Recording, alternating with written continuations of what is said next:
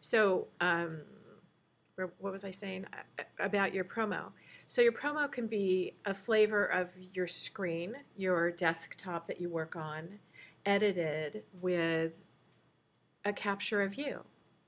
And you could set it up that way. I mean, it's really, you're going to decide how to do this based on, I guess your fear factor or your exploration factor or a combination of things. But photo editing, for those of us who don't know film editing, who in here does know film editing?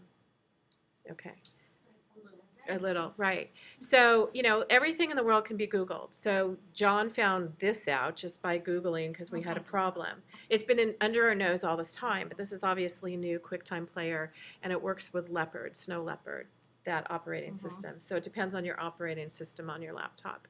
Um, the other thing is, so you can combine these elements. I had a student in the 110 class. Let me pull up one of my screens here.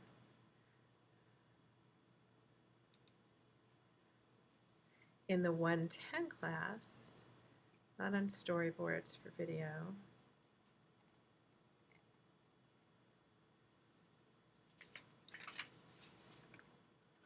I do also, so I don't want to skip around. Let me just finish the video assignment. Self-promo video project. Right here, I had a student work with sound and motion in Photoshop. And it's a tutorial, a movie that the student created. So there's a tutorial in here that will tell you how to add segments of a movie and how to add sound to it and so forth in Photoshop. And it's really not hard. It's very intuitive. So you can combine still motion photography, for example. You can combine videoing yourself with a screen without needing to own a video camera. You can take your iPhone, if you have one, and set it on a counter or get a little mini tripod or get a big hunk of clay or pie dough or something to make your iPhone stable and set it on something so it's propped up at an angle that makes you happy and start to video yourself. I mean, it doesn't have to be so techy because you're displaying it on a, web display. So it has to be small anyway. So start realizing that you have these tools without having something very sophisticated. Also, this has been making me crazy, and it's so ridiculously simple. Back to your video demos, I'm going to show you how to make a still animation, a still photograph animation. Do you know how to do that in here? Okay, I'll demo that a little later today. There's a few things I want to keep talking about. And where I want to back up to is the schedule that I keep apologizing for. So right here, here's your schedule. Stick with this as best you can. Like I said, there are a lot of assignments here that I wasn't sure how they were going to play out until the semester unfolded. So when I set the class up at the beginning of the semester, I didn't know what to keep and what to discard. What this doesn't say on here, and I repeat it every day or every week, is you need a website. Whether that website has your own domain, which we talked about last week if you weren't here. We talked about WordPress. You can download WordPress and build a template website through WordPress for free. It'll have your own domain name with it. There's also, and we'll move into this, there's some websites that are free that build templates for you, specifically designed for graphics, and I'll demonstrate that. But for our schedule, follow this schedule. But what you need to know more than anything is there's very few things that I continue to be grading for you. For example, I have graded, graded everybody's artist statement. And I was very direct when I was making my comments just from a lay person point of view. Danielle, hang with me. It really helps me when you're with me. Anyway, so I wrote comments. So if I'm reading something that's a little off or needs a little tweaking, I just wrote it to you directly. I wrote my thoughts. I'm not an English teacher. If you need to refine something because you need to spell check or work on grammar, but the essence is right, I told you that. Rely on somebody to help you with that.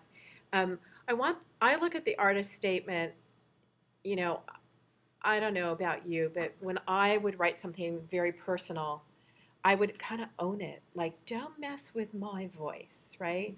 I don't know if that's how you all feel, but I felt pretty strongly about it. Like, these are my words. Who are you to tell me to change that word? Well, I'm not somebody to tell you to change that word. Who I am is somebody to tell you what that word sounds like to me, right? I'm not going to change your voice. If you really own that word, then use that word. I wish Daryl was here because he put something, no, not Daryl, Kaylee, I think, who's not here. Oh, Kaylee, you put something in about not morbid. A strange description, molesting. Molesting. Yes, so can I pull up your artist statement? Sure. Okay, so I had trouble coming up with a word, but. And I think I did a good job helping, actually. Yeah, you did. Did I? Mm-hmm. I thought I did, patting myself on the back. Am I staring at it? Here it is. Kaylee, where are you? There you are. Artist statement. Okay. So, read out loud for us. The whole thing? Yeah, come on up here so you're on video. It's not you on video, it's on voice.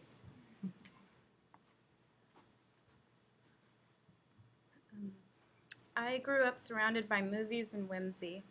I guess that's what happens when your parents own a video store and your dad is an artist. But he's no fine artist. His eccentric style of art has always been an inspiration to me as a child. And growing up, I knew I would somehow be involved in the arts. It was inevitable. My designs, especially my illustrations, have a distinct whimsical aesthetic, which is where my dad's influence is pronounced. Despite this influence, my inspirations also range from my love for 80s pop music to my morbid fascination with serial killers. These inspirations allow me to be more creative and cover a wide variety of design styles, whether it be a sophisticated corporate brochure or a heavy metal concert flyer. With my extensive design abilities, I love making a statement and molesting the viewer with emotion, whether it makes them excited or disturbed. I love to shock people. That's just who I am. Human at sight, monster at heart. No. Yeah, thank you for reading that. I'm sorry, I'm looking for my glasses. So when I read it and I saw the word molesting, my body went like this. Because I understood what you were saying. You were trying to disturb me, and the word did. It was super effective. Yeah. But it had a negative connotation to me, and I don't know if that's what you want to say. And maybe the class has. Do you have the same reaction to that? No. No. Did you say that, Ellen? No. Ellen doesn't. And does anybody else have the same reaction I had to it? Well, did you mean it by abuse, or did you mean it by undressing? No, she just meant get on the inside. She wants to just. Yeah. She just wants to get to you, right? Yeah. That's what you want. Yeah. Yeah, stir it up. Get us agitated. Yeah. And maybe agitated's the word. And agitated is different than molesting. Yeah. And what were other suggestions? I think stimulating. Yeah, but there was another one. Stimulating might stimulate something, Right, but yeah. disturb something. But molesting just sounds criminal. Yeah. But I like that word. And you like that word. I do. I think it's creative. Right. And that's what I'm saying. So I made my comments to you Yeah. because that's how I received it. Yeah. And- it depends on who's reading it. And Mimi Yeah. supports it, and Ellen thinks it's awesome. Yeah, she's like right there with you. So when I'm giving you feedback, I'm not trying to tell you you're Right. wrong. I'm trying to tell you how I perceive it. Mhm. And I understood what you meant, and I felt like there was another way to get there. Not like penetrating the soul, or Infiltrating. Because that's Infiltrating. well, you're trying to get like this, right? I mean, that's Yeah. whimsy in it. And we feel it. You did it. You stirred a conversation, which might be good enough. Sometimes, what do they say? Bad publicity is good publicity because any publicity is publicity. So if you're stirring somebody to, you're provoking. Provoking, there's a word. If you're provoking somebody to think about something. Yeah, Ellen. Yeah, my article that I read for the 99, it was about Come up here. We want you on voice too. Go ahead, just stand there and talk. I know. You You're- never said anything. I know. No, your article. Just tell us about your Yeah, the article. article that I read and summarized was about telling a story, and that the bio and the statement and these things are more important than the resume. I read it. And you did, yeah. I like that. Yeah, me too. And he said that like you have to show your personality, and you don't have to be that polished all the time, and you should say that I'm a geek or whatever. Yeah. And I think that this is like this is you. So I think A molester. No. No, I'm sorry. I just had to say that. So I think that's good. Yeah, well, because it brings up a really good conversation for all of us, which is, it's true, I agree. The artist statement and your bio does talk about who you are. It is supposed to be authentically you. It is supposed to be your voice. You don't need perfect grammar. You don't need sentence structure. You don't need all that unless that's perfectly who you are, the way you frame things. And resumes are super cold. I was clicking on one of the links for the class today that said, toss out that objective statement that doesn't say anything about you. Did you read that too? Toss out the objective statement that doesn't say anything about you, and make sure that if you put something like that, and this is about a straight resume, people who aren't going to have artist statements and bios with their resume. So they were essentially saying, say something that tells a story on your resume. And I don't know about you, but it's been a really long time since I've applied for a job, but I think that most jobs you can apply through monster.com, and you're sending in Microsoft Word documents. You can no longer send in a PDF. It has to be a scannable, readable document. Who's applied through monster.com? Have you? Actually, it seems like when I was applying for jobs, you didn't even get to turn in a document. You had to fill out forms. It You had to was fill out very forms. dry. Very dry. So it might be that you have a Microsoft Word resume also, and you can cut and paste from your resume, so you're not retyping your resume to fill out those fields, because that's incredibly tedious. But I applied. I want to say I applied. I put out an ad for designers to and different people to come work for a business in Los Angeles. And I can't tell you how many people send in resumes without cover letters, how many people blanketly send in resumes that are totally not applicable to the job, and just what a phenomenal truckload of resumes an employer receives. So to filter them out was excruciating. We never even got near through the number of emails to receive them, which is why they do it. They're optically scanned, or they're character reading for your resumes. They're looking for keywords. They're going to look for, if they want to hire somebody who specializes in Photoshop and After Effects and does film, they're going to look for that in your resume, and you're going to go into that category. If they're going to look for somebody with, how many years experience doing that one job, they're going to sort through that. It's, Katie, I want you to stay with us too, please, okay? So anyway, resumes are going to come in all shapes. Some of you are making pretty resumes that when you submit them as a PDF, they'll be attractive. Some of you realize that you're going to have to do what Marianne just said, and so keep that in mind. But the advantage you have is you get to tell a story. You get to tell it through an artist statement. You get to tell it through a bio, and you get to tell it through visuals, where people can click super fast on your portfolio. Don't make your portfolio hard. Give them your top 10. Say, you want to see more? Come meet me. Right? I'm being kind of sarcastic about that, but it's true. It's exhausting. Imagine. They're not going to artfully go through your work unless there's something about you that hooks them the moment they arrive at your website. They'll probably arrive at your website, look at your homepage, and go, let me see their work. And they'll click on your portfolio once, maybe twice, 3 times, and then they're out of there. So think how fast you have to grab somebody. You're kind of like doing a billboard for yourself. So that's why clever is good, right? Something that hooks them in. So anyway, so back to our schedule. Our schedule is so I have looked at all your artist statements. You can take it or leave it if you want to refine it. It's really just credit if you uploaded it, no credit if it's not. And let's see. And so for staying on schedule, this is what I want. And like I said, yes, you need a resume. Yes, you need a cover letter. Yes, you need a letter of agreement, which is have these under your belt. It's just going to remove your stress when you get these opportunities. That's all. That's what that's about. Where else are you going to have an audience to help you sort through that? And these are all things that are going to be part of your final portfolio presentation. And we're going to have, I think I've mentioned this, we're going to have professionals come. They're going to look at your work because I've seen your work. I mean, they're going to tell me what they see. And they're going to give you feedback directly and have conversations with you as they talk about your work, depending on how honest you want them to be with you.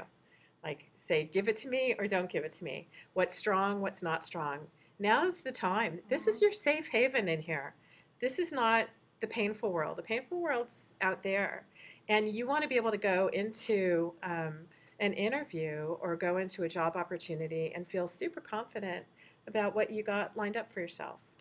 And you should all have your corporate identity package polished and printed, and everything professionally presented. Everything's going to be printed and tangible. You're not going to pull up PDF files when you meet with this professional in class for your final portfolio, okay? You'll have essentially a presentation. You can have, yes, you can have a physical portfolio if you wish to show one. If you wish to create your top 10 and have them printed pieces and have them presented in a traditional portfolio format. That does not mean, please God, not in those black binders with acetate pages. It means in something that you find representational of you. I remember when I showed you that little kind of photo album-esque kind of thing last week, for those of you who were here, that I did as a conversation piece when I went on interviews with new clients. I also had printed essentially index card size portfolio pages and put them in an index card box. It was a super slick looking at the time, unique little, and it was plastic, but it wasn't tacky plastic. It was kind of hip and trendy looking at the moment. I wouldn't say that today about it, but then it was. And I had all these index cards, and you could just play with them like playing cards to look through some of my work real fast. And it wasn't because, isn't this such a cool, amazing presentation, but it was a conversation starter. And if I left it with them forever, who cares if it got lost? Don't have something so sacred.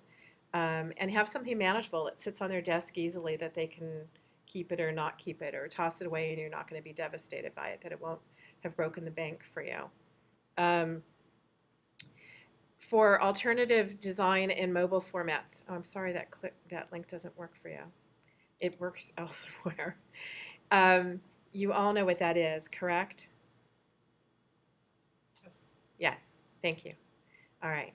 We're talking about if you're doing an interactive menu in 215, for example. If you're doing, what's it called, a field guide Yeah, we're doing in field guide right now. 215, for example. Those are interactive alternative media that I want you to display in your portfolio. And that, I think, is super critical to show that you're on cutting edge, not just of print layout, but of interactive media and new mobile media. Let's come back up to the top here. You're going to have self-promo pieces, and that means something that you can mail, that you can leave behind, something that represents you. And I don't have a ceiling on that. I don't have a lock on it because it can be anything. It can be anything. And I've pulled these links up for you which show you what other people have done for physical portfolios, for things that they send you. More links than you know what to do with for this class, I think. Am I correct? For those of you who like clicking on the links. You do. And I don't need to walk you through them, but I feel that that's really important for you to have. This children's story minimalist poster, when we started this class, which I don't think this is the case anymore, we had people in here who had no graphic design work whatsoever, who had no print graphics because they hadn't gone through the classes, the program. And so I left the children's story poster in here because it's really a cool assignment. Liz did give it to her students and they loved it. And essentially you're taking a fairy tale concept and you're turning it into a contemporary approach to a poster that tells the story. So many of you have things like this already, and they're very minimalist. The idea is represent in the most minimal of ways stories. I mean, you already know what that one is, right?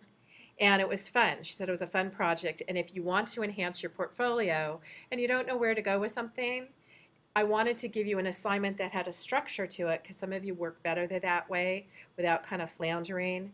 Because you might have things in your portfolio that you're not so crazy about. You didn't like the assignment, but you haven't had time to do something new. So I left it there because it helps shape it for you, okay? Also, for the alternative, oh, I just did that again, didn't I? For the alternative designs, Liz also had a smartphone assignment to create a game. So if you're a gamer and that's something you want to go after it, right? That you can use this assignment as a structure in case you don't have 215 and you don't have an interactive menu and you don't have a field guide. These are for you to give you structure to create this mobile media concept for yourself. All right, that's what they're there for. So some of you have all of the coursework when you've arrived here, and some of you don't. And some of you have work that you say you're going to revise, but maybe you're just so over it you don't want to, and you want to start fresh because you've got better skills now. Then use these as structures for yourself, but they're not critical to your grade for your portfolio. What's critical to your grade for your portfolio is a comprehensive portfolio that's easy to understand and walk through, very comprehensive. So, and then schedule-wise, stay on schedule here, because you're right, they're all over the map. There's like some assignments will say, here's where you can submit your concept. Here's where you submit your concept that got storyboarded. Here's where you submit your revised storyboard. Here's where you submit your maybe storyboard. Here's where you submit your alternate storyboard, and then here's where you submit your final storyboard. But if it's not final, submit your final here, right? Isn't that what it feels like? Yes. Yes. And I stressed out for you over those, and I think they were supposed to keep you in order. But what I really expect from you is that, sorry, life's. Somebody really wants to talk to you. Let's just pause this.